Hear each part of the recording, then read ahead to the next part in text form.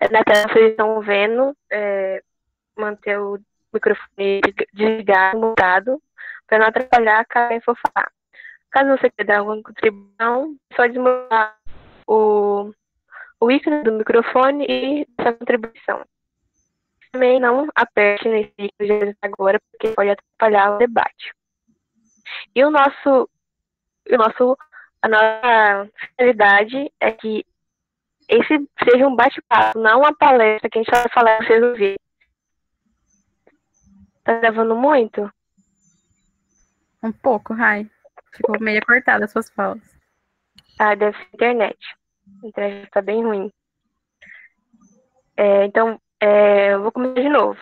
Ou posso continuar? Então, vai lá.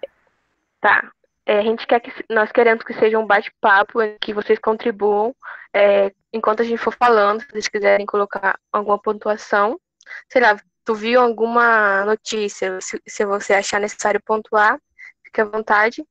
As perguntas vão ser anotadas e serem respondidas no final. Então, fique à vontade e peguem seu copinho de água, coloque do lado, seu caderninho para anotar. E se vocês quiserem as referências, eu vou deixar o meu e-mail no chat para vocês me mandarem mensagem e a gente disponibiliza as referências para vocês. Então, dá início ao bate-papo sobre ideologia da produtividade e saúde mental em tempos de pandemia.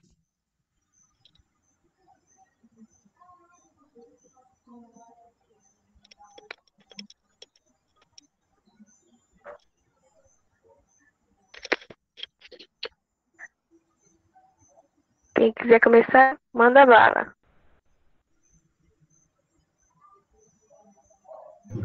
Boa noite, gente. Eu estava falando aqui com o microfone desligado. Tá bom. Vamos lá. Eu me chamo Fábio, sou estudante estou no 7º período, sou estudante de psicologia da FACEMED. E como a Rai falou, a gente espera que esse bate-papo seja bem produtivo aí para vocês e que seja realmente um bate-papo, não apenas uma palestra, um negócio meio engessado e sei lá, só a gente fala e vocês escutem e só fiquem nessa. Que a gente interaja aí no percurso desse encontro. Tá dando para todo mundo me ouvir aí bacana? Sim. Beleza. Então, como o tema fala que é sobre ideologia da produtividade e adoecimento mental e a questão em tempos de pandemia, né? Eu pensei em abordar primeiro o conceito de ideologia da produtividade. Qual seria, como a gente poderia colocar no sentido de gênese mesmo, de início dessa ideologia, de como ela tem ali seu início nessa história concreta que são as relações sociais, né? Como ela se desenvolve. Então, primeiro, para a gente pensar em ideologia da produtividade, eu acho bacana que a gente tem que pensar que a ideologia da produtividade ela é intrínseca ao capitalismo, né? Ela está diretamente relacionada ao capitalismo. E nisso de estar relacionado ao capitalismo, o balizar central dessa ideologia, ela vai ser a noção da troca mercantil, né? E que, no caso, o grande balizar disso aí, dessa troca mercantil, vai estar relacionado diretamente ao lucro. Então, para entendermos o lucro, a gente tem que entender primeiro a dinâmica mercantil da sociedade, né? Como no sentido de como a sociedade se desenvolve através dessa dinâmica mercantil. O que, por exemplo, para o marxismo, eles vão chamar de mercantilização da vida, né? Essa noção. Então, o que seria essa noção de mercantilização na vida? Seria de que toda a dinâmica social, ela está inserida numa relação de troca de mercadorias, né? Ou seja, quase tudo na nossa vida, ela se desenvolveria através de troca de mercadoria e quase tudo que, por exemplo, que reproduz a nossa vida, essa é a palavra, que reproduz a nossa vida, a nossa experiência de vida, ela envolve a questão da mercadoria. Aí vocês podem pensar, mas como isso, né? Como assim, né? Como essa questão da mercadoria vai envolver quase toda a nossa vida.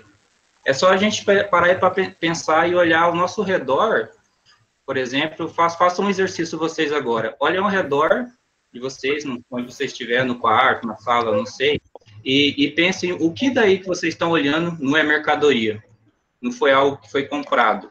E o básico da mercadoria é algo que tem que ser, que é vendido, né? Que é posto à venda e é comprado. Então, o que na casa de vocês aí não é mercadoria? Eu acho até mais fácil falar isso, né? O que não é mercadoria do que necessariamente o que é. Então, essa dinâmica da mercantilização da vida, ela vai envolver diretamente essas questões. É como a mercadoria, essa noção de mercadoria, ela domina praticamente quase todas as esferas da nossa vida. E nesse sentido, esse domínio das esferas, quase todas as esferas da nossa vida, ela vai ter uma relação simbólica muito forte, que ela vai introjetar uma ideologia, essa ideologia que vem diretamente dessa noção relacionada à mercadoria, e essa ideologia, então, numa sociedade capitalista, onde quase tudo é mercadoria, essas mercadorias elas vão ser produzidas especificamente para gerar lucro. Então, não se produz nenhuma mercadoria em si, numa sociedade capitalista, para não gerar lucro, né? Então, diretamente a vida em si, a noção capitalista, ela vai girar em torno de acumulação, que seria a ideologia da acumulação, e basicamente, dessa ideologia da acumulação, que seria essa noção de que tudo se produz numa perspectiva que tem que gerar lucro, ela vai dar vazão e vai dar produção a uma próxima ideologia, que é chamada de ideologia da produtividade. Esse é o ponto. Então, a ideologia da produtividade, ela vai se sustentar através dessa ideologia de acumulação, essa ideologia de acumulação de capital. E ao mesmo tempo que ela vai sustentar por essa ideologia de acumulação de capital, a ideologia de acumulação de capital também ela vai se fazer também através dessa ideologia da produtividade. Então, a ideologia da produtividade, ela vai envolver toda a subjetividade humana numa dinâmica de trabalho excessivo para obter lucro, por exemplo, o maior lucro possível. Aqui a gente falando, por exemplo, das várias dinâmicas na divisão social do trabalho, né? Então, se a gente pensar, por exemplo, a superexploração do trabalho no trabalho formal ou do trabalho informal também, a gente pensar, por exemplo, a perspectiva de uma noção, por exemplo, da empreendedorismo por si mesmo e tal, essa questão, e essa noção da ideologia da produtividade, ela vai estar relacionada diretamente a ideologia da acumulação. Então, essa ideologia da produtividade e da acumulação, você tem que analisar elas de uma perspectiva onde elas têm que estar em conjunto para a gente analisar essa dinâmica social, né? Então, a ideologia da produtividade ela vai envolver toda a dinâmica social do trabalho, né, numa perspectiva aqui de ter que ser produtivo, de ter que dar o seu melhor, de ter que ser o melhor que o outro, né? E de sempre ter que ser mais e mais, né? O problema, né, dessa grande questão é que a gente acaba adoecendo, né? Que a gente não é máquina. Então, o corpo padece, né, dessa relação. Vou deixar para os outros falar aí, que eu acabei falando demais, já, eu acho. Pode passar. Então, eu acho que o que tem de interessante para pensar em consumo, eu tenho lido muitos textos agora sobre consumo, e aquele livro que o Dassaev indicou, inclusive, do Dardot, e daquele outro cara que eu esqueci o nome, eu comecei a ler ele há um tempo, naquele dia, né? E ele fala bastante sobre consumo. E o que é interessante para a gente pensar sobre personalidade a partir do consumo é que o que a gente entende hoje como personalidade é justamente características que provêm já do consumo. Então, o que forma uma personalidade necessariamente é os livros que você lê, as músicas que você escuta, o tipo de coisa, de produto que você consome. Seja ele artístico, cultural, e até os locais que você frequenta.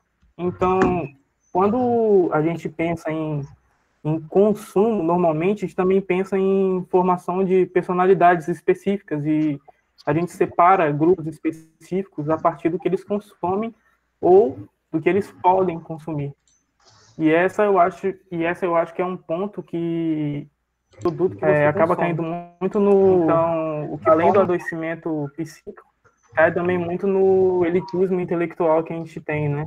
Porque nem todas as pessoas têm direito a consumir diversos tipos de produtos e muitas vezes por isso elas são cortadas de certos locais de fala, de certos meios específicos, de certos cursos, né, e certos campos de saber também. Uma personalidade necessariamente. Então, quando eu penso numa teoria geral da personalidade, eu penso em como ela não pode estar separada dessa lógica que existe de utilização da vida.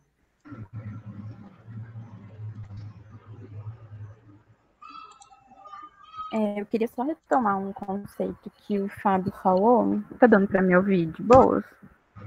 Tá. Sim. Quando ele fala de ideologia da produtividade, a gente tem que parar para pensar que a ideologia ela não é uma teoria que está implícita em alguma coisa. Ela é a parte explícita de frases, de pensamentos que estão ali evidenciando o que eles pensam. É toda uma lógica que tem por trás, uma lógica que a gente está trazendo aqui, que é neoliberal, né? Capitalista. E quando, por exemplo, o MEC solta uma nota falando que a vida não pode parar, os estudos não podem parar, já tem uma ideologia que está bem explícita, que eles põem o lucro acima de tudo. E aí a gente volta na questão que o Iago falou, que nem todo mundo tem acesso, tem essas condições. A gente tem, por exemplo, 4 milhões de adolescentes, uma média de 12 a 17 anos, que não tem acesso à internet. E aí, como é que ele vai fazer um Enem, por exemplo, se ele não tem acesso à internet? É muito fácil você vincular uma propaganda dizendo que a vida não pode parar, que a gente tem que lutar pelo Brasil. Ok, concordo que a gente tem que lutar pelo Brasil, mas a gente tem que pensar nesses 4 milhões que não têm acesso à internet, por exemplo. Nós temos acesso nas aulas, a gente está assistindo às aulas remotas de boa. Claro que tem um probleminha de internet às vezes, tem, mas a gente está conseguindo acessar, a gente fez prova e tal. E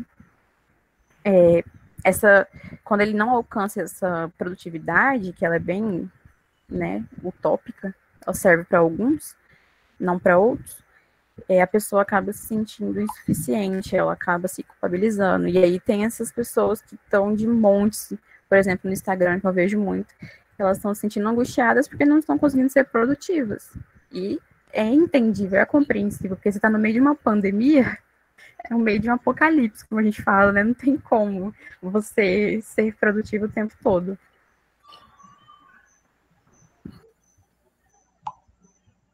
E além do fato também de não conseguir estar sendo produtivo, vem toda aquela pressão, de alguma forma, que tem nas mídias sociais, nas redes, da família, tipo, você tem que fazer, você tem que agir, seja mais, faça mais.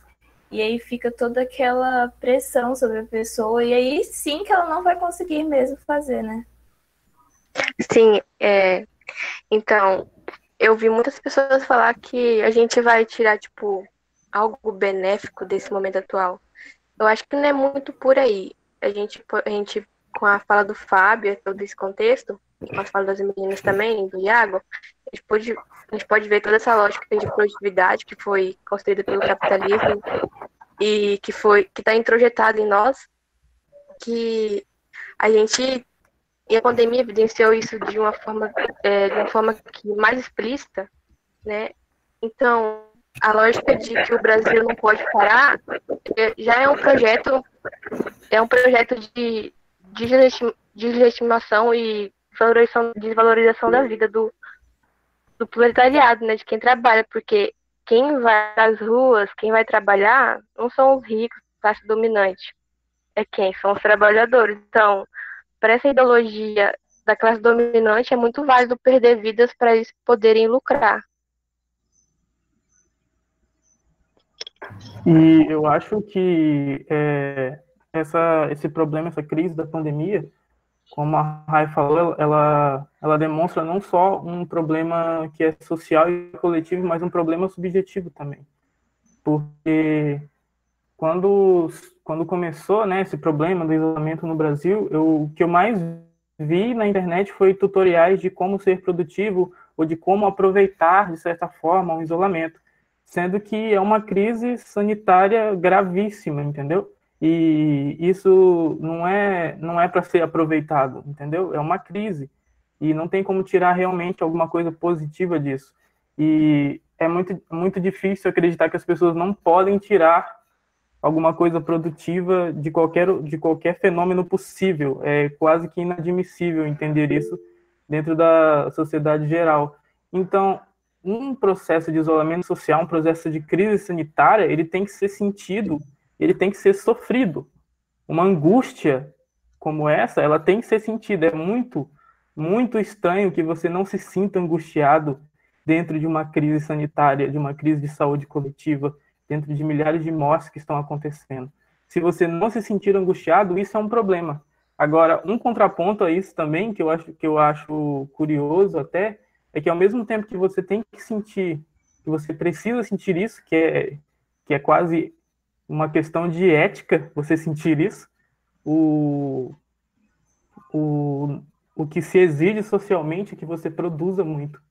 Então, quase que não dá de forma alguma para você sentir essa angústia, entendeu? Sentir esse aperto do isolamento, porque basicamente você é bombardeado o tempo todo para produzir alguma coisa, seja ela qual for. Eu acho que o público acadêmico tem sentido muito isso, não só o público graduando, mas o pessoal que está pesquisando mestrado e tudo mais. É bem gritante esses dois contrapontos assim que você tem que administrar de alguma forma. Eu acho interessante a gente pensar a questão da ideologia da produtividade. Você ia falar, Dayla? Pode falar. Depois eu falo. Eu ia fazer um comentário sobre a fala do Iago, que é bem isso mesmo, tipo, as pessoas, a gente mesmo tendo consciência dessa ideologia da produtividade, a gente introjeta ela e a gente se cobra.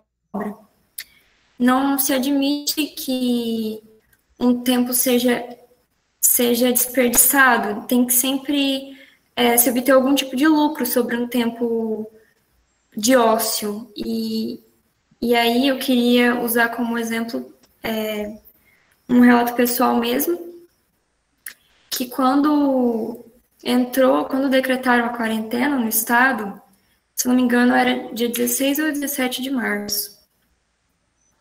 Tá dando para me escutar bem, gente?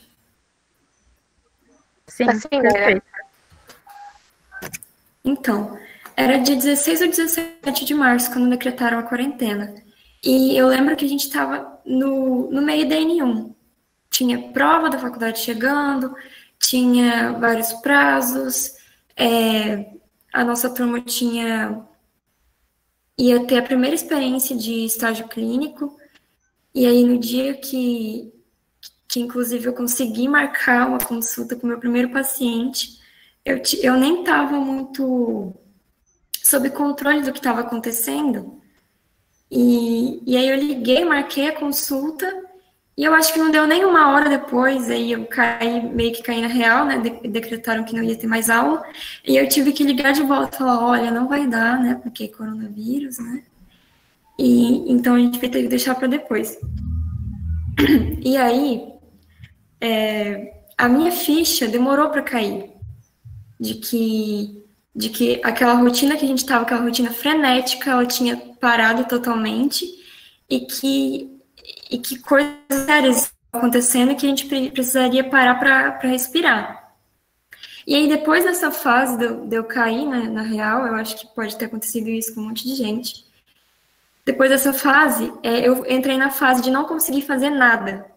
Eu acho que eu fiquei 1 ou 2 semanas sem conseguir fazer coisas que tinham a ver com a faculdade e tal, ou coisas que eu tinha planejado para fazer, eu não consegui fazer por causa do volume de informações que tava, das coisas que estavam acontecendo, todo dia uma notícia do governo, todo dia uma coisa horrível, e aí eu não estava conseguindo, eu travei.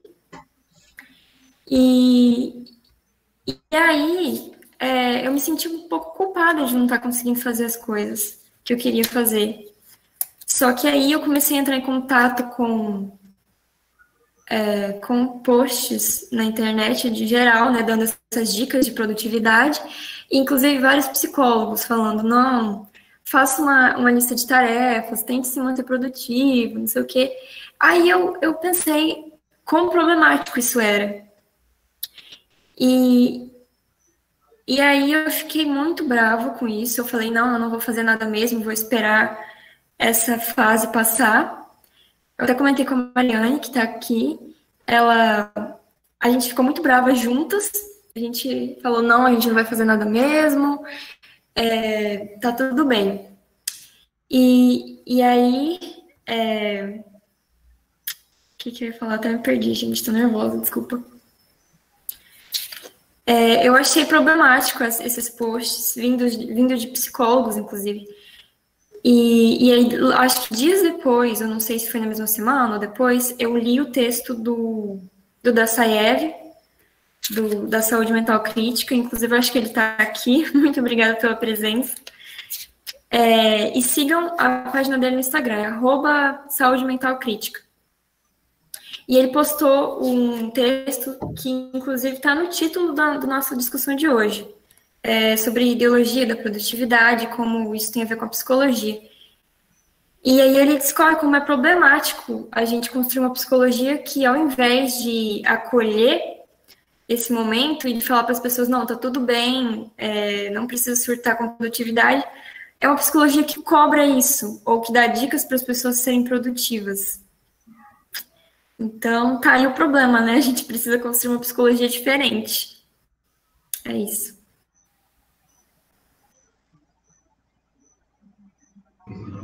Isso aí, Dali, pegando o gancho que você falou, dessa sua experiência mesmo, é o fato da gente pensar que a pandemia e o próprio adoecimento da pandemia, na pandemia, e a própria noção dessa questão da produtividade, etc., ela não vai afetar os sujeitos por igual, né? Seja os sujeitos, a gente falando aqui de uma forma individual, ou a gente falando aqui de uma forma de relação de classes mesmo, sociais. Eu acho, principalmente, por exemplo, se a gente for analisar a ideologia da produtividade, eu acho que não é interessante a gente generalizar isso aí, colocar ela de uma forma generalizativa, sem pensar nas várias formas que essa ideologia ela se faz num contexto social, né, numa relação social.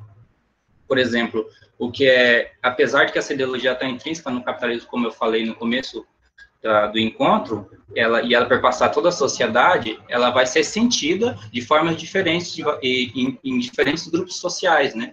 Por exemplo, um dono de uma grande empresa, de uma grande multinacional, ele vai ter um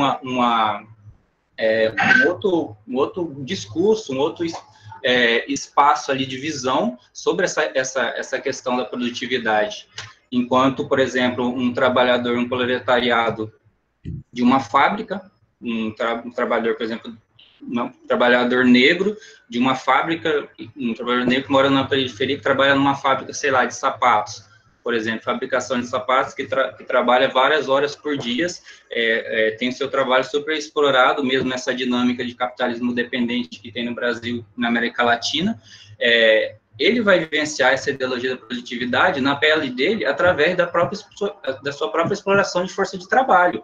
Então, é outra perspectiva. E também, por exemplo, o microempresário, que tem a sua visão de produtividade, etc., de lucro, é totalmente diferente do trabalhador autônomo que tem que trabalhar várias horas por dia, para conseguir um mínimo sustento para sobreviver. Trabalhas aí 14 horas, 16 horas por dia, aí por exemplo, agora, nessa nova dinâmica de, por exemplo, de aplicativos, trabalha aí de Uber ou de, como aqui em Cacau, por exemplo, tem essas empresas de mototáxi que os caras chegam a trabalhar até 14, 16 horas por dia para tirar uma renda que básica mesmo assim, que não é nada exorbitante. Então, essa dinâmica da produtividade, ela afeta essas pessoas de outra forma, de outra perspectiva. É outra dinâmica social, é outra relação que essas pessoas vão interpretar a própria noção do que eles têm que produzir, como eles vão produzir, como eles têm que se esforçar, e a própria culpabilidade que a pessoa vai sentir se ela não estiver produzindo o suficiente ou não.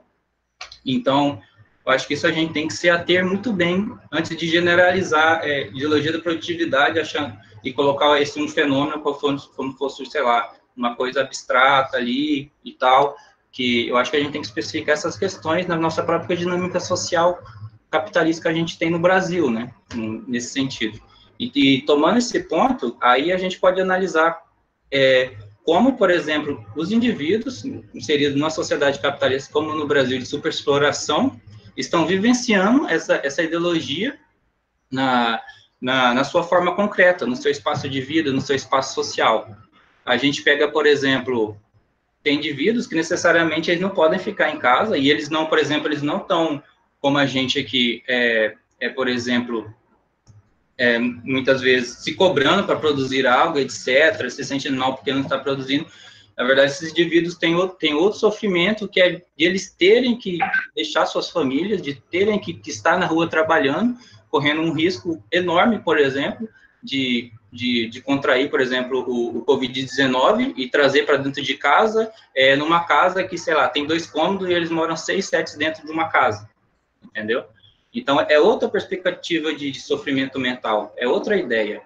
Então, eu acho que a gente tem que pensar nisso, e que são coisas diferentes, são pontuações diferentes que a gente tem que se ater quando a gente está falando dessa dinâmica de produtividade, de adoecimento mental, que ela não afeta os grupos por iguais. Então, e a gente tomar isso, e aquele discurso até que estava ocorrendo no começo da pandemia, ainda bem que parou, de tipo, a gente está tudo no mesmo barco, isso é uma falácia. A gente não está tudo no mesmo barco. Sei lá, tem um cara que está com um super navio, um iate muito foda, e tem outro que, sei lá, está numa jangada, sei lá, de madeira, tá ligado?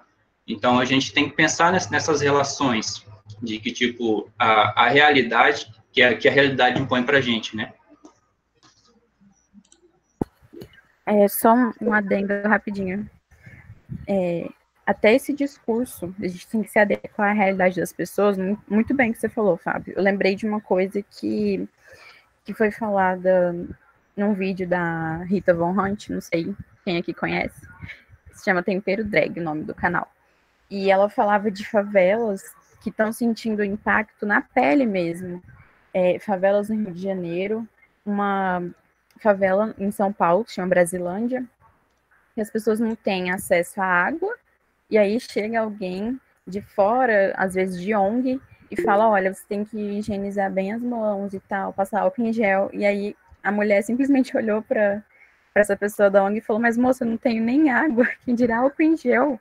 Não tem nem macarrão no meu armário para eu comer mais, não tem arroz, ela não tem o básico do básico, e a gente chega com esses discursos prontos, sem levar em conta essa realidade dessas pessoas. E assim, eu acredito que a gente não pode dizer que um sofre mais que o outro, né? Porque eu acredito que o sofrimento, ele se manifesta de várias formas. Mas em relação a isso que o Fábio estava falando, das realidades, né, que são diferentes, é muito real. Tem uma pessoa na minha família que ele é grupo de risco e mesmo assim ele tem que continuar trabalhando, mesmo sendo de risco, ele não pode ficar em quarentena, e são coisas assim que ele não tem opção.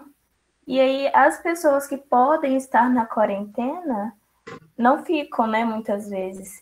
E aí que a gente percebe esse sofrimento diferente, que as pressões, o sofrimento, as preocupações vêm de formas diferentes para as realidades, né?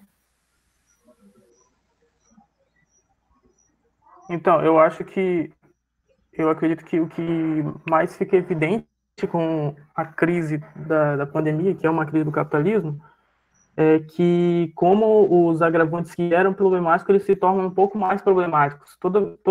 Basicamente, todos os pesquisadores que falam de trabalho de forma séria, eles dizem que o trabalho os entregadores de aplicativo, esse tipo de coisa, é um problema por isso e por isso. E é justamente porque dentro da organização social que a gente vive, uma crise ela pode se instaurar a qualquer momento, como foi a crise da pandemia. Então, o problema real não é exatamente o vírus, mas a organização social em que a gente vive mesmo. Então, o problema é uma crise na saúde, uma crise necessariamente o vírus que é o problema, né? Porque o Estado, a organização social que a gente deveria viver, deveria estar preparado para esse tipo de crise. Então, quando a gente vê as pessoas falando, por exemplo, que o trabalho informal é um problema, porque ele não garante direitos e tudo mais, dentro da crise que a gente está vivendo agora, a gente percebe como o trabalho informal dos aplicativos e tudo mais é impraticável, é prejudicial, extremamente prejudicial ao trabalhador. E evidenciar isso agora, falar disso agora, é muito mais material.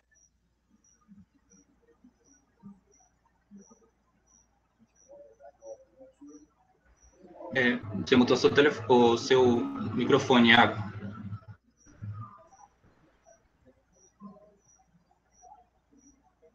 Tá travando um pouquinho também a fala do Iago.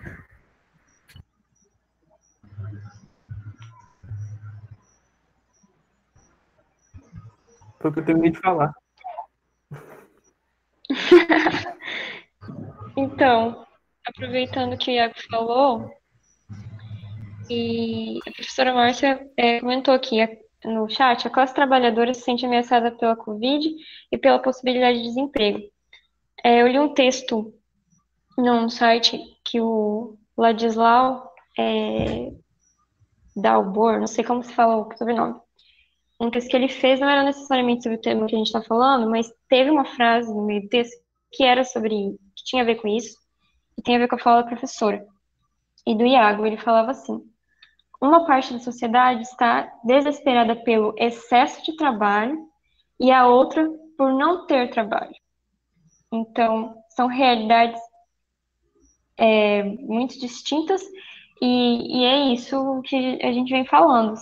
Existem N realidades no nosso país, porque é um país desigual, e aí a gente entrou nessa crise agora, então está tudo se agravando.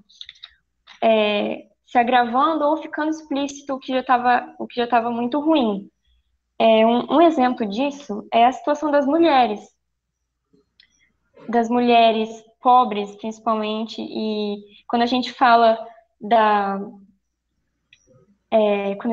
pandemia, quem está na linha de frente, em sua maioria, que está nas profissões do cuidado, de enfermagem, professores, são mulheres. E aí, então, para outros trabalhos precarizados, são mulheres. E aí, o que está acontecendo com essas mulheres agora? E as mulheres que estão podendo fazer home office, elas têm que lidar, além do trabalho, tem o trabalho doméstico, tem o cuidado com os filhos, tem o cuidado com as pessoas idosas, porque normalmente esses cuidados recaem sobre as mulheres. E aí, cara, eu não vi nada sobre isso, sabe? Eu não vi ninguém falando sobre isso. E é uma realidade muito dura agora. mulheres negras, as empregadas domésticas, as mulheres pobres, periféricas que trabalham em empregos precarizados. Então, assim, são realidades muito distintas e todas essas realidades estão sofrendo muito agora. Puxando o que a Dada falou, eu acho que a primeira vítima... Rapidinho, Fábio, é só um comentário, acho que foi na segunda, né, uma live das colegas que falaram da violência doméstica que aumentou bem mais o índice, né, em relação a essa fala da Dylan das mulheres. Pode falar, Fábio ou Iago. Não, só apontando o que a Dada tinha falado, eu acho que a gente pensar o papel da psicologia, né, nesse contexto, de tipo, qual o papel que a psicologia se propõe, né? Eu acho que o Daço mesmo, ele tinha, no encontro que a gente teve, essa semana, ele tinha falado sobre a questão dessa romantização que as pessoas têm com a psicologia, muitas vezes, né, com a psicologia como, sei lá, a pessoa fazer terapia vai salvar a pessoa, né, tipo, faça a terapia. Somente a terapia ali é desvencilhado de toda uma relação de contexto social, onde a pessoa está inserida, somente a pessoa estando em terapia, necessariamente a pessoa já, sei lá, vai ser salva, é quase como uma questão divina, assim, tal. Mas, e apontando justamente que, tipo, que não, né, que não é assim que funciona na realidade social, na realidade concreta.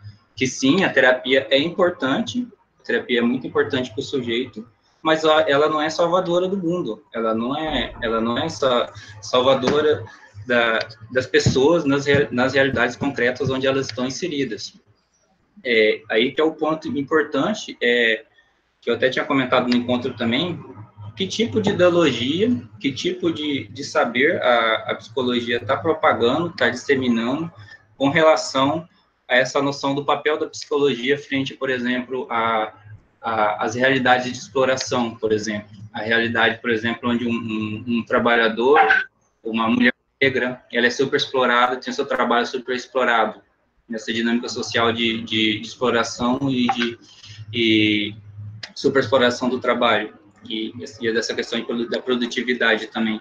Qual é o papel da psicologia? É um papel só apenas de normatizar isso aí e também normalizar o sujeito frente a essas realidades de opressão, ou ela também pode pensar novas perspectivas junto com um trabalho ali multidisciplinar, que a psicologia não faz nada sozinha, mas pensar até o que o Martin Baró fala de psicologia da libertação, que é basicamente isso, é pensar novas realidades, outras perspectivas, além da realidade material que a gente tem, onde as pessoas padecem por questões materiais, basicamente, por questões de sociais, de cunho social, por questões do mínimo para viver mesmo, entendeu?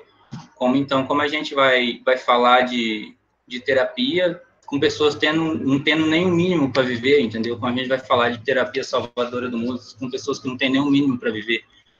Então, eu acho que é uma autocrítica mesmo que a gente tem que estar se fazendo sempre, como estudantes que estão se formando, como psicólogos que estão ouvindo aí. Eu acho que essa questão de que, tipo, a gente tem um papel muito importante na dinâmica social, e a dinâmica social, ela não é homogênea, ela é feita de dominadores e dominados, de pessoas que exploram e de pessoas que são exploradas. Então, a questão é, qual lado a psicologia vai estar do jogo, entendeu? Qual lado a psicologia vai estar do jogo? E aí eu volto a puxar o Martin Baró, que ele fala a grande necessidade da psicologia de fazer uma psicologia para as massas, né? Uma psicologia popular mesmo, que ela tenha um efetivo popular, que ela não seja uma psicologia que ela delimite espaços, que ela apenas pense o atendimento somente uma determinado tipo de classe social. Não, que ela seja uma psicologia que seja inclusiva mesmo, que ela inclua indivíduos, né? Que ela inclua grupos na sua dinâmica de saber, né? Então, eu acho que esse ponto é muito importante, a gente pensar o que a gente pode estar fazendo, e a gente aí discutir o que a gente pode estar fazendo para que a psicologia ela tome para si essa luta, porque essa questão, e para mim, de ciência neutra e etc., para mim isso é uma visão liberal que ela é irreal. Não existe ciência neutra numa realidade politizada, numa realidade política. A gente vive numa realidade política, então a ciência também é política, não existe neutralidade nesse sentido. Ainda mais na ciência como a psicologia, né? Da forma como ela nasceu e como ela se desenvolveu. Então, acho que esse ponto é muito importante. O desenvolver de uma psicologia popular, né? Que nem o Baró fala. E eu acho que mais ainda do que uma psicologia popular, existe um problema sério sobre o que é a concepção que a gente entende por saúde. E, por exemplo, eu tenho pensado cada vez mais, saiu até um livro agora, uma tradução de um livro do Fanon, pela Tsai Editora, que é o Medicina em Colonialismo, que eu ter em mãos o mais rápido possível. E eu ainda não li o livro, mas eu tenho pensado bastante sobre como o campo de saber da saúde, ele se foca num sujeito específico. E existem várias discussões já sobre isso, sobre como o saber biomédico... Tá travando ainda?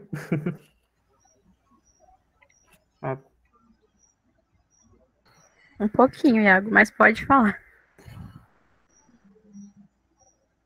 Eu acho que ele caiu.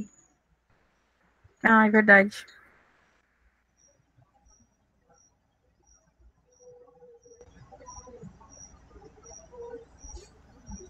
Tá dando pra me ouvir aí? Ué, você não tinha caído? Agora sim. Dá pra ouvir sim, Iago. Então, e não exatamente sobre como o saber biomédico ele fala mais alto sobre as questões de saúde, mas sobre como a hegemonia do saber ela fica presa a um sujeito específico, que é o médico. E, por exemplo, quando você percebe em órgãos de hospitais públicos, você percebe a dependência daquele cidadão a partir daquele médico, né? A dependência quase que heróica daquele médico e tudo mais. E não apenas sobre o campo da saúde, mas sobre qualquer campo de saber específico. O cidadão que chega num hospital público e ele ouve o discurso de um médico, ele toma aquilo como uma palavra de Deus, assim. O suprassumo da realidade, não importa exatamente do que ele fale. Ele pode falar sobre política, sobre saúde mental, sobre a vida, sobre as coisas da religião e tudo mais. Aquilo ele exerce uma capacidade intelectual para o cidadão que é maior do que qualquer coisa. E enquanto a gente não entender exatamente que a saúde ela se divide em diversos campos de saber que precisam trabalhar juntos, então a gente precisa entender que a psicologia precisa estar a par e responsável da sua área, a medicina precisa estar a par e responsável pela sua área, a fisioterapia precisa estar, a enfermagem precisa estar, e o serviço social precisa estar a par de sua realidade sobre a saúde, entendeu? Então, existe esse problema, um problema sério na saúde que eu acho que é muito social e bastante elitista, da visão do médico como um sujeito de saber, assim, inquestionável, e que basicamente ninguém pode ser um contraponto ao médico quando se fala de saúde. E eu acho isso extremamente problemático para debater saúde, porque a saúde ela precisa se desdobrar em diversos campos de saber para que ela possa ser instituída como saúde. Além da discussão dos campos de saber, a discussão sobre os profissionais também. A psicologia ela precisava, não só a psicologia precisava se inteirar e se apropriar mais desses saberes para que ela possa exercer independência e não estar sujeito a outros campos de saber que são mais hegemônicos.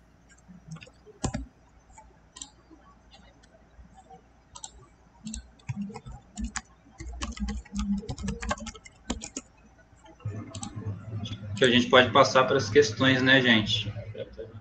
Quase dando tempo aqui. Sim, tem acho que 2 questões aqui no chat e tem uma no Facebook. Vocês As querem? questões e pontuações, tá, gente? Se vocês quiserem, quem estiver à vontade para estar falando alguma coisa, pontuando alguma coisa agora, fica à vontade. Pode desmutar o microfone aí e ficar à vontade de falar. Tá liberado. Liberada a baderna. Eu quero chamar uma pessoa que ela tem uma contribuição. Não sei se ela está aí. Larissa, você está aí? Estou aqui. Ela vai fazer uma contribuição sobre pós-graduação, tá, gente? E é isso aí, pode falar. Então, a câmera está funcionando? Sim. Então, pessoal, meu nome é Larissa, eu sou formada em Biologia pela FACEMED, eu formei em 2018 e atualmente eu estou no mestrado pela Universidade Estadual do Mato Grosso. E eu vou só desligar a câmera porque eu estou em Cuiabá e a internet aqui também não é muito maravilhosa, então, para evitar que corte, aí eu vou deixar só o áudio mesmo. Então, eu vou falar um pouquinho sobre como que está sendo a pandemia na pós-graduação. E 2020, a gente começou com um ano onde a gente fez vários planos, né, em questão de publicação, em questão de viajar para fazer apresentação em evento, e aí tem o surgimento do vírus, e a gente se vê, de alguma forma, sendo obrigado a ficar em casa, mas por questões de segurança, né, o que é um privilégio. E a gente teve que se acostumar com uma rotina em casa, e se acostumar com essa rotina em casa também não é muito fácil quando você tem uma rotina de, por exemplo, no meu caso, ir para campo, fazer atividade em laboratório. Então, eu tive que, de certa forma, me acostumar a trabalhar em casa. E isso fez com que aumentasse os meus níveis de ansiedade, e em vários momentos, eu particularmente não sei nem definir um sentimento, porque a gente liga a TV e a gente começa a ver números absurdos de morte, e a gente precisa sair de casa para poder ir no mercado e resolver algumas coisas. Então, a gente não sabe nem muito bem como lidar com isso. E igual os meninos falaram, tem gente que precisa estar trabalhando e que não tem esse privilégio de estar em casa. Só que quem está em casa também não é muito fácil, a gente precisa mostrar essas duas realidades. E no caso do mestrado, a gente tem 2 anos para poder desempenhar diversas atividades, que é fazer disciplina, fazer estágio de docência, fazer leitura por causa dessas disciplinas. A gente precisa publicar, a gente precisa participar de evento, e no final entregar uma dissertação. Então, 2 anos para fazer tudo isso. E veio a pandemia e bagunçou um pouco esse calendário. Eu, particularmente, o meu estudo da dissertação, ele está parado porque eu não consigo ir para campo. As atividades estão pausadas pelo fato mesmo de transmissão. Então, eu estou com o meu cronograma todo bagunçado, e em novembro eu preciso qualificar. Qualificar é quando você apresenta uma parte do seu trabalho para uma banca e eles vão te avaliar. Então, eu tinha até novembro para poder qualificar, e agora eu já não sei mais também como é que vai ficar o cronograma. Então, assim, com a pandemia, a gente foi obrigado a mudar essa rotina em meio a uma crise política, social, ambiental e também econômica, né? E a gente fica numa incerteza de nem saber se as coisas elas vão voltar ao normal, então a gente também não... É difícil definir um sentimento para que a gente está sentindo. Então, assim, eu e os meus colegas que estamos na pós-graduação, a gente levanta todos os dias e pergunta, tá, mas é só eu mesmo que está sentindo isso? E, particularmente, tem dias que eu acordo aquele próprio meme que aí eu já amanheci cansada, porque eu não sei, tem dia que eu não tenho vontade nem de abrir o meu computador para poder trabalhar. E a gente se vê também com várias atividades para poder desempenhar, várias coisas para poder entregar, e a gente também vê nesse fato de ter que ser produtivo. E a gente viu também que saiu uma frase, né, que isso é uma pandemia e não um concurso de produtividade. E, ao mesmo tempo, a gente também tem que desempenhar nossas atividades. Então, a gente fica também nesse jogo sem saber exatamente para onde fugir, igual a Andressa falou. E eu sempre falo que a pós-graduação, ela é gratificante, sim, só que ela tem outros pesares aí no meio. A pós-graduação, ela não é fácil, ela é estressante. Eu, particularmente, já tenho até cabelo branco, já de tanto estresse que eu já passei. Obrigada a ficar em casa. E não é fácil. E, às vezes, as pessoas falam que a gente precisa pagar um preço pelo título. E eu, particularmente, não romantizo esse sofrimento. Eu acho que a gente não precisa sofrer para ser um mestre ou um doutor bom. Só que as pessoas acabam falando que a gente precisa pagar esse preço. E eu, particularmente, acho que não é normal a gente ter que se dedicar tanto e esquecer nosso lazer e só viver em função disso, né? E com essa pandemia, algumas relações também têm piorado, em questão de orientador, que é mais carrasco. Então, assim, eu estou lidando com vários depoimentos diferentes dos meus colegas, e a gente tem realmente uma ansiedade de pensar no futuro, e a gente, quando não produz, a gente acha que está procrastinando. E a gente também, igual o Fábio tinha falado, que a ciência ela é política, e realmente é. A gente teve que lutar esses dias atrás para poder conseguir um direito de ter o nosso tempo estendido para poder entregar, né, principalmente quem foi atingido pela pandemia. Então, a gente teve nosso tempo, mais 3 meses para poder defender, né, mais 3 meses estendidos e mais 3 meses de bolsa também. Só que isso foi uma luta, né, a gente teve que ir para as redes sociais e lutando do jeito que dava. E essa parte da pós-graduação, ela ser estressante, já é uma coisa já de uma questão mais institucional mesmo, já é uma questão mais histórica, e realmente, igual eu comentei, que acredito que a gente precisa sofrer mesmo para poder ser um mestre ou um doutor bom. E assim, não está sendo fácil a gente relaxar, e a partir do momento que a gente não relaxa, a nossa produtividade cai, a gente precisa ter que lidar com uma nova forma de produtividade, de rotina, e não está muito fácil, né? E outra coisa que a Dailan também tinha comentado foi sobre mulheres, como que as mulheres estão nesse panorama, né, da pandemia. E em questão das mulheres na ciência, a produtividade, né, que no caso a quantidade de artigos publicados por mulheres, eles diminuíram. Isso é em função de que exatamente as mulheres elas estão em casa, existem mulheres que são mães e estão na pós-graduação, ou que têm outras responsabilidades com pessoas, né, de cuidar, tem a casa para cuidar, existem maridos que são machistas e etc. Então, assim, a produtividade das mulheres na ciência, ela caiu por conta da pandemia. A gente fica aí sem muito saber como lidar, e existem pessoas também que não têm muito acesso para poder fazer uma terapia. Então, a gente, particularmente, quem está na pós-graduação, está numa coisa bem difícil e um jogo sem saída, assim, particularmente. E eu acho que é isso que eu tinha para falar.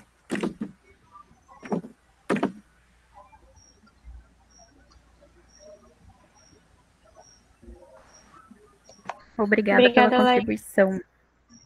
Foi muito bem. Eu que agradeço por ter chamado aí para falar um pouquinho sobre. Por nada. Então, nós temos a pergunta da Andréia Dias, né? Como não se sentir improdutiva num período de incertezas em todo o mundo, não só na economia, mas na saúde?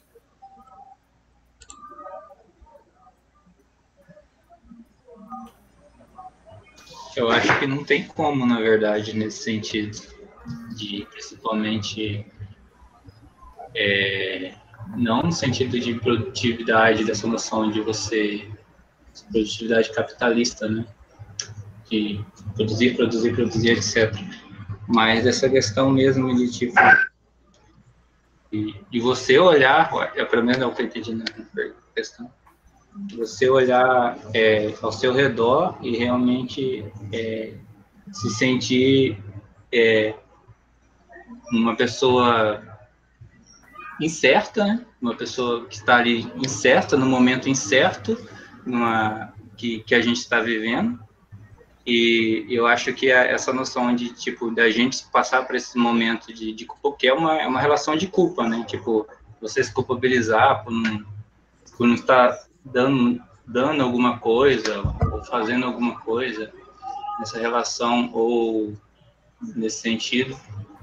Então, eu acho que é um sintoma, acho que é um sintoma natural isso aí, desse próprio momento que a gente está vivendo. Eu acho que não deixa de ser.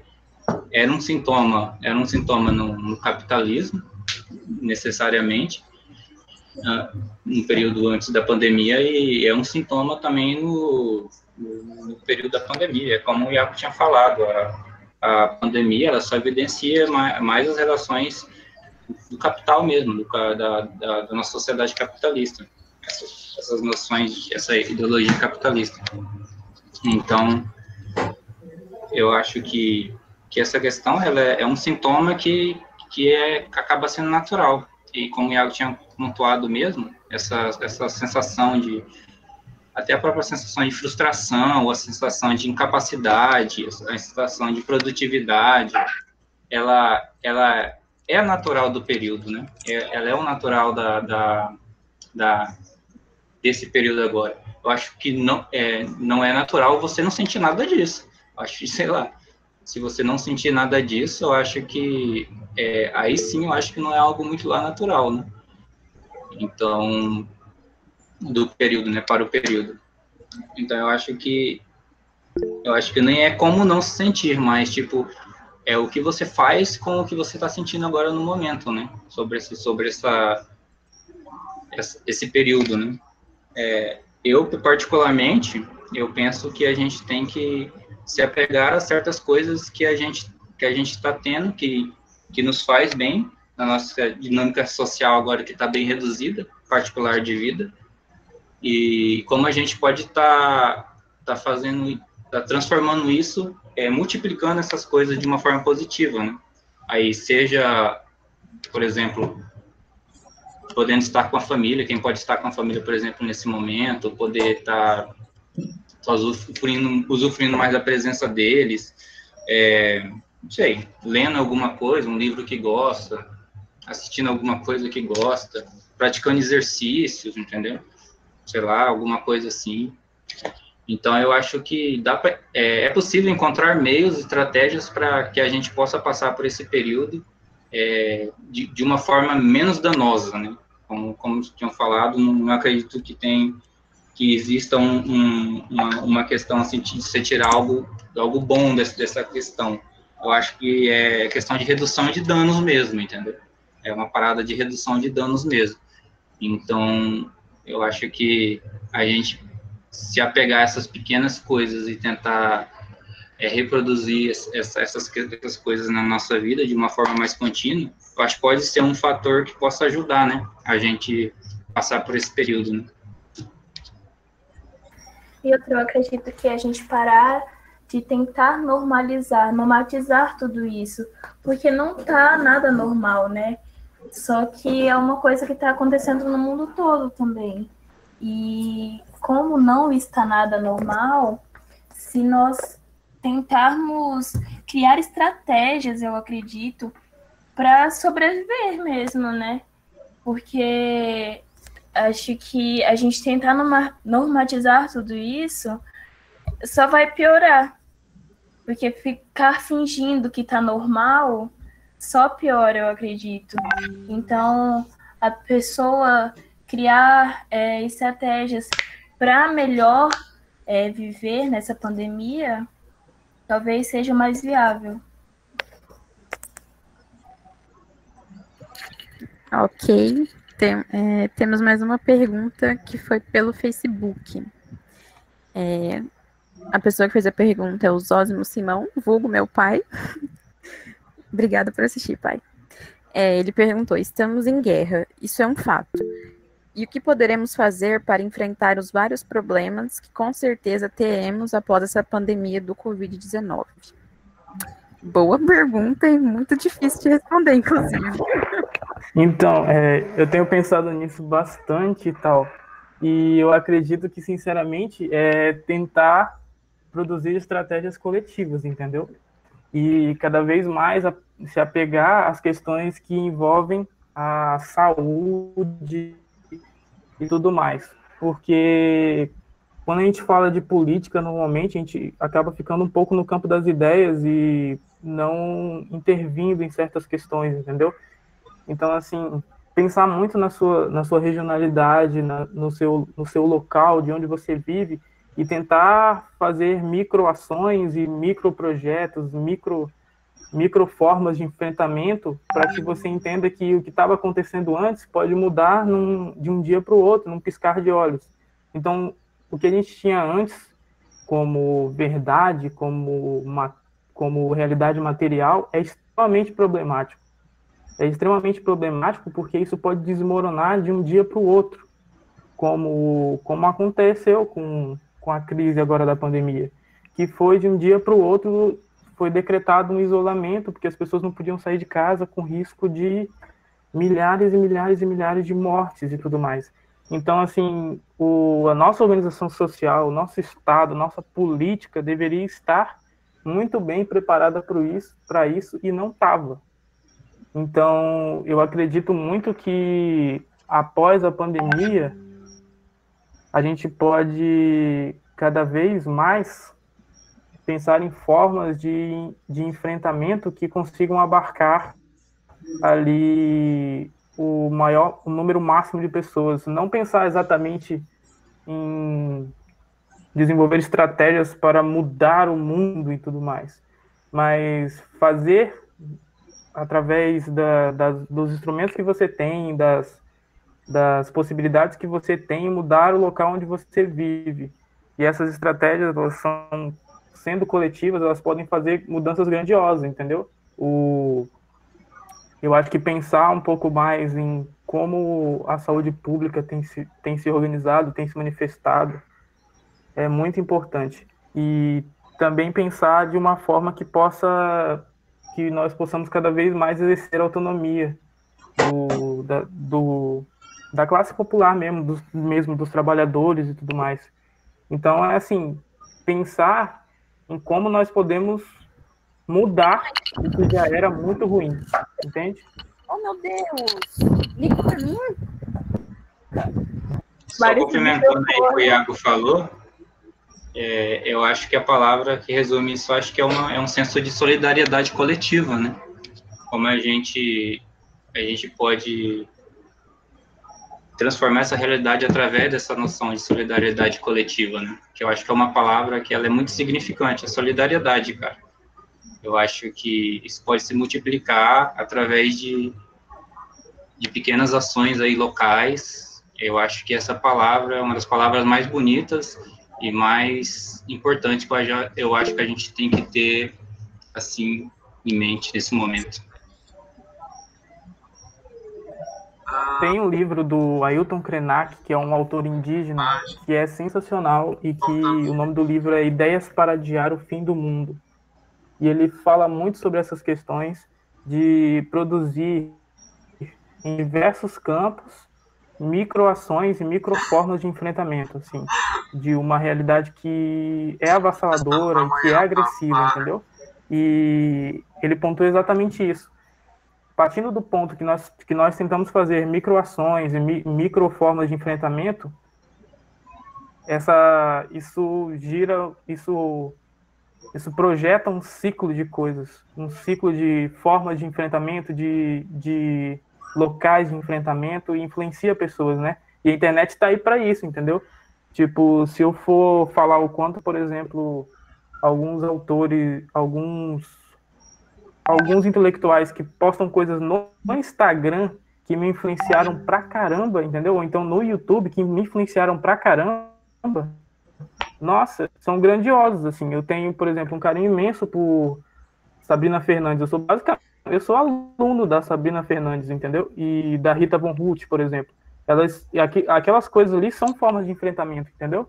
E eu acredito muito nesse poder de conseguir se utilizar dos instrumentos que se tem, entendeu? Para conseguir elaborar microações que influenciem microações por aí, para que possa desenvolver essas coisas coletivamente.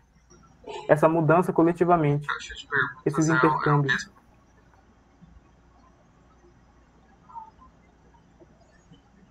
Mateu.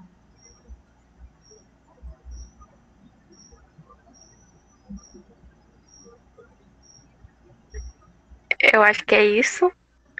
Se alguém tiver mais alguma consideração a fazer, alguma indicação de algum livro, algum site. Eu tenho, se ninguém tiver, eu tenho. Eu vou indicar a Fiocruz, ela tá postando, ela publicou algumas cartilhas sobre enfrentamento do coronavírus e saúde mental. E a Universidade do Rio Grande do Sul, Federal do Rio Grande do Sul, o Instituto de Psicologia, eles também estão postando algumas ações de enfrentamento ao novo coronavírus, perdão. Então, se vocês quiserem acessar lá, tem algumas dicas e algumas ações em relação ao corona e à saúde mental. A gente tem também a página da SAIEF, que eu acho que ele está aqui ainda, que é Saúde Mental Crítica, a Dailan até citou. E é importante a gente seguir essas páginas que busquem essa redução de danos, vamos dizer assim. Não focar muito em noticiários, senão a gente fica muito pilhado. Inclusive, eu e a Dailan sabemos que a gente estava muito pilhado no começo dessa pandemia. E é importante a gente não cair nessa pilha de produtividade. Tentar dar o seu melhor no que você consegue. Nada de, vou dar o impossível. Não, você vai dar o possível. Isso. Latep Cacoal também, gente. Sigam aí.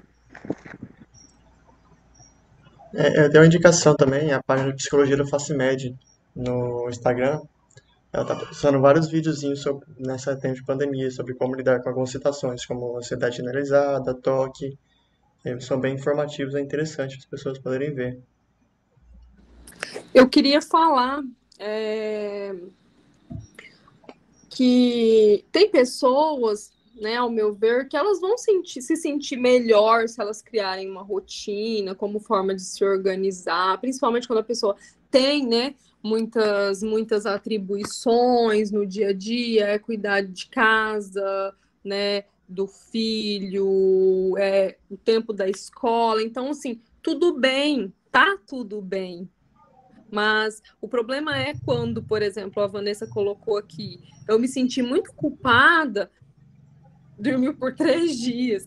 E muitas vezes as pessoas, elas se sentem culpadas por não estarem nesse funcionamento, né, frenético. E atrelado a isso, a gente ainda tem, como eu coloquei acima, que as relações ficaram mais precarizadas, e até onde nós vamos permitir, né, que venham demandas, sobrecargas, né, o momento de pensar, olha, como que eu posso frear essa relação de trabalho que está extenuante, que está desgastante. Muitas pessoas não têm, né, não tem nem como essa opção, mas assim, eu vejo que no home office eu tenho visto muitas matérias sobre pessoas com aumento de ansiedade, aumento de nível de depressão em home office. Não tem hora para mandar mensagem, não tem nada. Então, assim, até onde a gente pode pensar no frear, né? No frear essas relações abusivas mesmo. Inclusive saiu na Veja, acho que hoje ou foi ontem, que a venda de Rivotril durante o período de pandemia cresceu quase 30% só no Brasil. Que já era super alta, né? Diga-se de passagem. Eu quero só fazer uma observação aqui no tocante à produtividade, que eu até comentei em um outro encontro, e um post que super me incomoda, e eu tenho tentado comentar todas as vezes que eu vejo, assim, para semear o caos mesmo, não que eu seja dessas, mas aquele post assim, se você não sair dessa quarentena com um novo idioma, sabendo tocar um novo instrumento, uma habilidade não sei o que lá, você não era falta de tempo, era desculpa. E aí isso super me incomoda, porque é uma pegada muito assim, sabe? Você tem que tocar um instrumento, tem que falar 50 idiomas, você tem que tá com o glúteo duro, você tem... E meu foco tá sendo assim, ó, sair viva, não surtar. O meu foco tá sendo assim, tipo... Alcoólicos Anônimos, né? Um dia de cada vez. Não surtar, segue firme, não rela a mão, mas não solta. E aí, quando a gente fala da redução de danos, isso vem para mim nessa vibe. E aí só que Cara, é muito louco. Porque ao mesmo tempo que eu procuro fazer esse exercício, eu tô aqui. Que livro que o Iago falou mesmo? Ai, peraí, eu vou anotar isso aqui. Ixi, mandaram outro link, tenho que ver. Então isso é tão natural nosso que ao mesmo tempo a gente não quer super agarrar com essa produtividade, a gente também não quer soltar, né? Então, eu acho que o exercício, eu queria fazer esse acréscimo, desse policiamento também. Acho super válido a gente conhecer, ler, trocar ideia, mas parar e ter momentos como esse, de ver no outro a dificuldade do outro, de entender que, cara, não é só para mim que tá difícil, de se sentir humano, de se sentir gente de verdade, de tá tudo bem você não ter acordado 5 horas para fazer o milagre da manhã e o seu filho não conseguiu fazer a tarefa da escola e tudo bem. Tá tudo bem, gente. A gente não tem um guia para a vida, muito menos um guia para a vida em pandemia. A gente precisa descobrir isso junto agora. E quanto mais honestos e sinceros e de verdade a gente for, mais a gente vai caminhar no rumo da solidariedade e dessas ações corporativas, coletivas que a gente estava falando, né? Agorinha aqui. É isso. Eu queria só complementar rapidinho. Eu lembrei de uma amiga nossa que ela disse que tá fazendo uma rotina, tá fazendo todos os trabalhos que tem para fazer e tal, colocando tudo em dia, porque para ela é uma questão de enfrentar mesmo. Ela tá enfrentando a pandemia e esse é o posicionamento dela, de enfrentamento. Eu pensei, nossa, eu tô enfrentando o quê? Estou dormindo, estou fazendo yoga no máximo. E aí é o que a Leila pontuou, né? A gente tem que se policiar. Eu pensei, opa, eu tô fazendo yoga, legal, massa. E é tão introjetado que às vezes a gente acaba se cobrando e acaba cobrando outras pessoas também, que não é legal.